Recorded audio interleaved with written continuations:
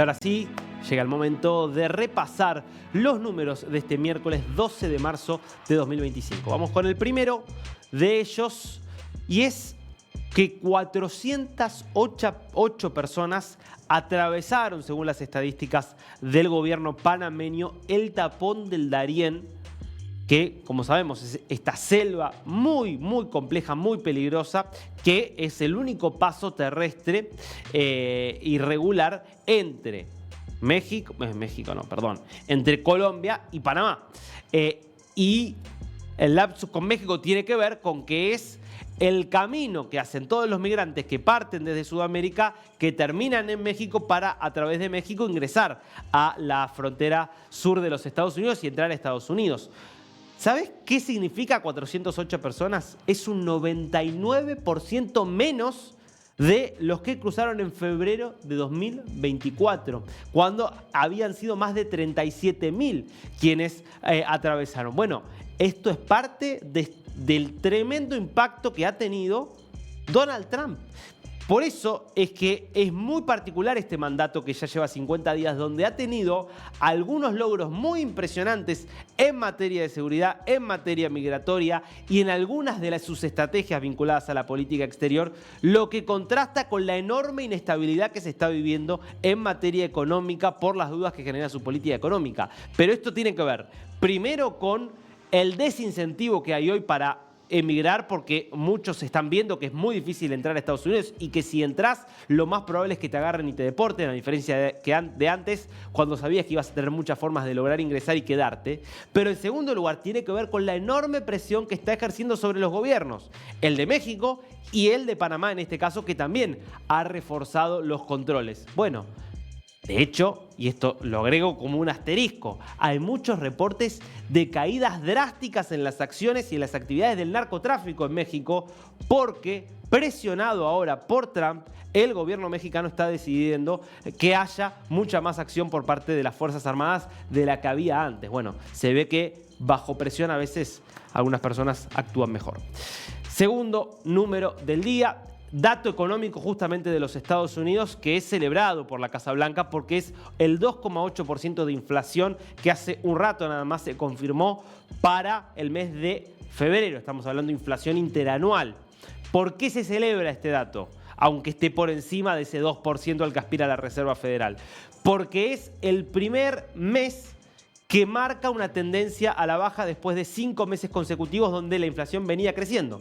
Recordemos que la inflación estaba bajando por debajo, incluso acercándose prácticamente a esa meta de 2% mensual, y hacia octubre del año pasado volvió a subir. Fue 2,5, 2,6, 2,7, 2,8, 2,9 y llegó a 3% en enero de 2025.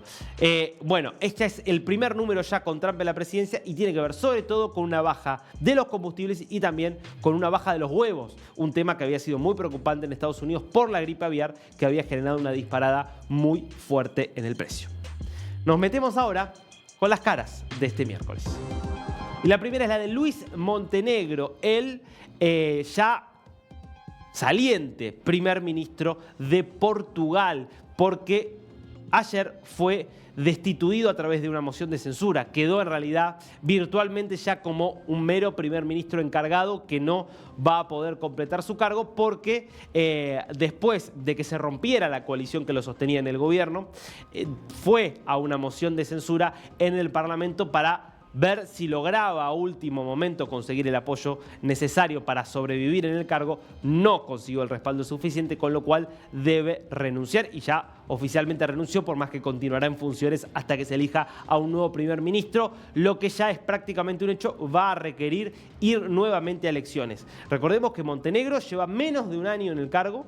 Él pertenece a un partido de centro derecha que es un partido conservador tradicional en Portugal, que logró ganar las elecciones o convertirse en primer ministro a pesar de que fueron elecciones muy polarizadas, mejor dicho, con mucha fragmentación en realidad, donde había hecho una muy buena elección, por ejemplo, Chega, este grupo de extrema derecha que quedó fuera del gobierno, donde también estaba con una fuerza importante el Partido Socialista y donde ya era esa la segunda elección de 2022. Bueno, todo indica entonces que va a tener que ir ahora a la tercera elección general Portugal en 3 años, una cosa inédita en los últimos tiempos en la política portuguesa, pero todo además en medio de escándalos de corrupción. En el caso de Montenegro, lo que fuerza su salida y esta moción de censura que termina que lo termina derrotando es un escándalo vinculado a negocios familiares, a negocios vinculados a casinos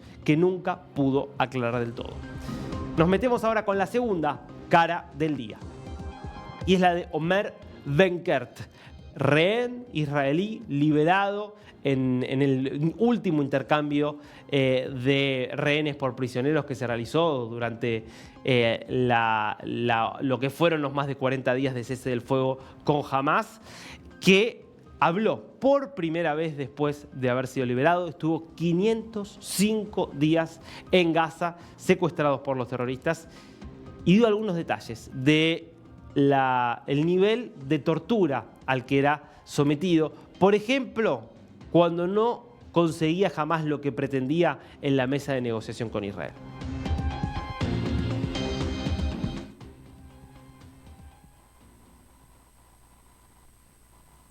דברים בסגנון הזה. היו בין לפעמים ריסוס למזיקים.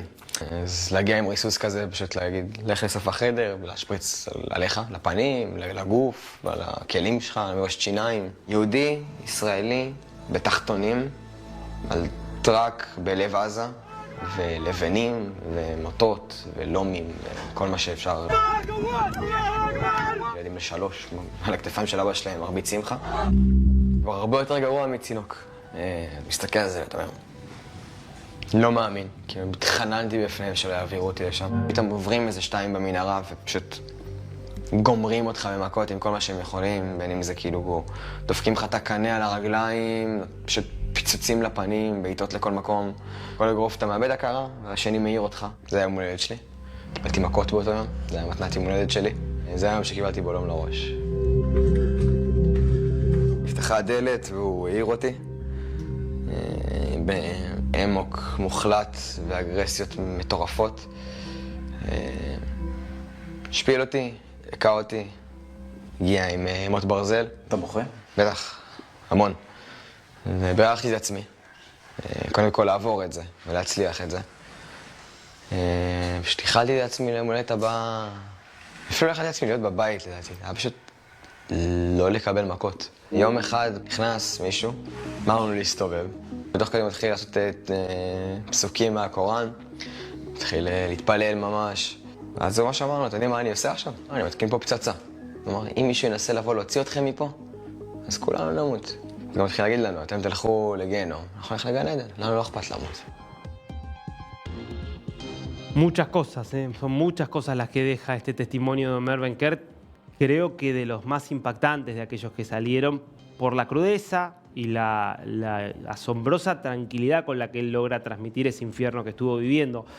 Estas escenas de niños arriba de sus padres, mientras él era trasladado en un camión en Gaza, escupiéndolo, pegándole, tirándole ladrillos, pegándole con palos.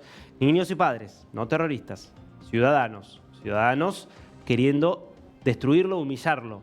¿Por qué? Porque es judío. Esta otra escena que cuenta, ¿no? Más allá, en medio de toda la violencia a la que él era sometido, de los golpes, las insecticidas, las cosas que les decían, las humillaciones, en medio de todo eso se ponen a leer versículos del Corán, porque creen que es la fe y Dios quien los habilita a humillar y destruir a una persona de esta manera. Y en medio de todo eso, además, poniendo una bomba o diciéndole que estaban poniendo una bomba de modo tal de que si alguien quería venir a rescatarlo, todos iban a morir. Hay que darse cuenta que hay personas con las que no es posible negociar. Hay veces donde la negociación encuentra límites. Me parece que el mundo tiene que empezar a darse cuenta de esto. Gracias a Omer Benkert y a su resistencia, me parece que conocemos mucho más acerca de uno de los conflictos más terribles que hay hoy en el mundo.